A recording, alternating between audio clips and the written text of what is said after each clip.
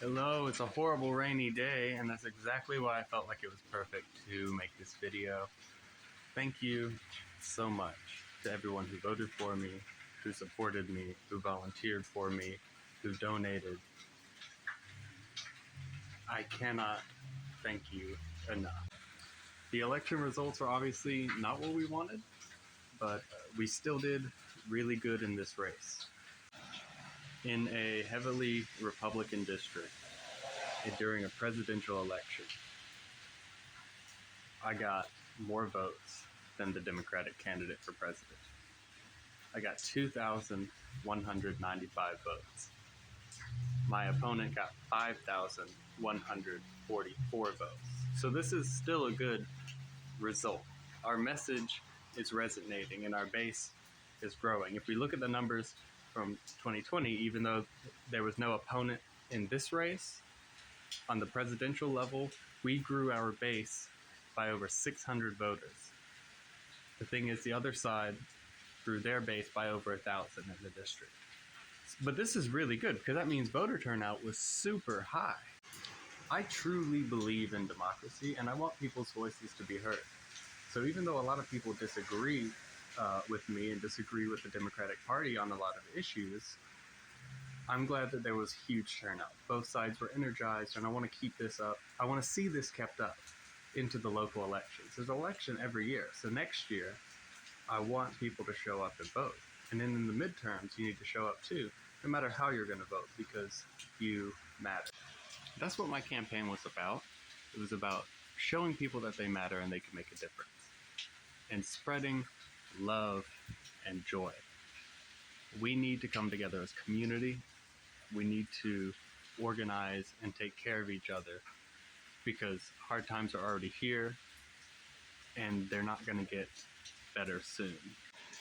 This was a historic campaign, me being an openly non-binary person and a union member running in a local district like this. It's really effective. And I really hope Commissioner Bolden and the rest of the Board of Commissioners hear some of the platform positions, and it resonates, and they change their minds going forward. We need lower property taxes for relief in homeownership. We need to do something about the rent crisis and rent prices in this town. There needs to be some kind of cap on the cost of rent. And we need to do more to help our most vulnerable populations that already don't have a home, whether they're living in their car or literally on the streets. We need to do something more than just throwing them in prison. We also need to clean up our local institutions. I'm talking the animal shelter. We need to stop wasting our taxpayer money on projects that don't matter, like the aquatic center.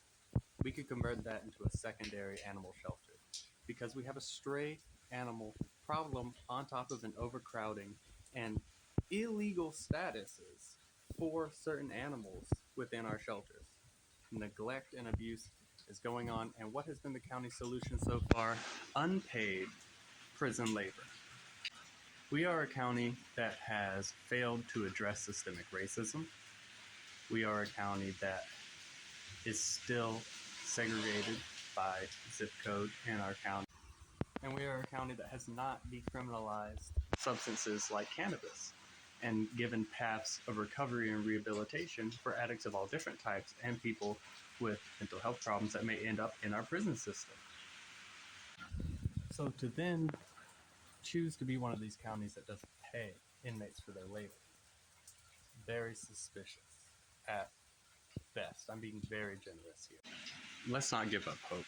Let's take care of the people around us and have kindness. Let's not get down. Let's keep improving ourselves. Let's keep going, doing our jobs, being members of this society, being openly and honestly yourself, even when you're challenged for it. Our entire society has so many strata and class divisions that are disruptive and toxic, and it is our responsibility to break those down through education and through action, and we need to listen to others.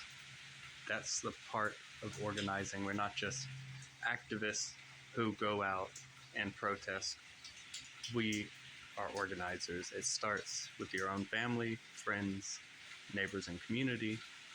That's why I ran, and I'm so grateful to everyone who did support me.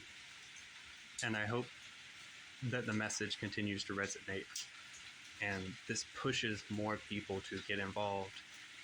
You don't have to get involved in politics specifically to be involved. You can take community healing roles through career paths like nursing, like teaching and education. You could be a firefighter.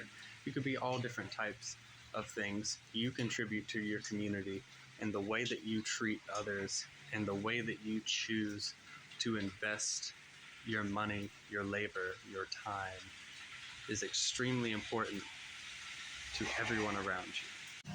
Lastly, I'd just like to ask everybody to join a local organization. Find one that suits you, whether it's a club, something social, it could be sports, it could be games, it could be civic and political, it could be some kind of action group. I would recommend the Fayette Spalding Cooperative. It's a nonprofit that I helped start. We help form local worker cooperatives, perform mutual aid within the counties of Fayette and Spalding, Georgia, and provide member services to our members, non-market member services.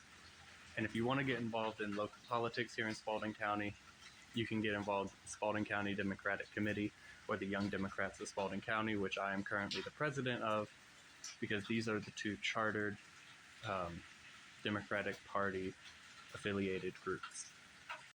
If you're hearing this and you are not a Democrat, that's okay. I still want you to get involved.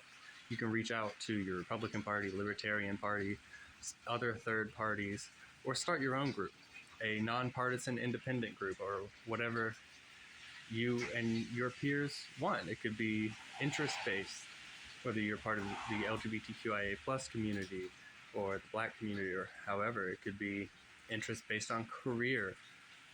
However you want to organize it, just do something. That's my message. Do something. And let's not give up. Okay, love you, bye.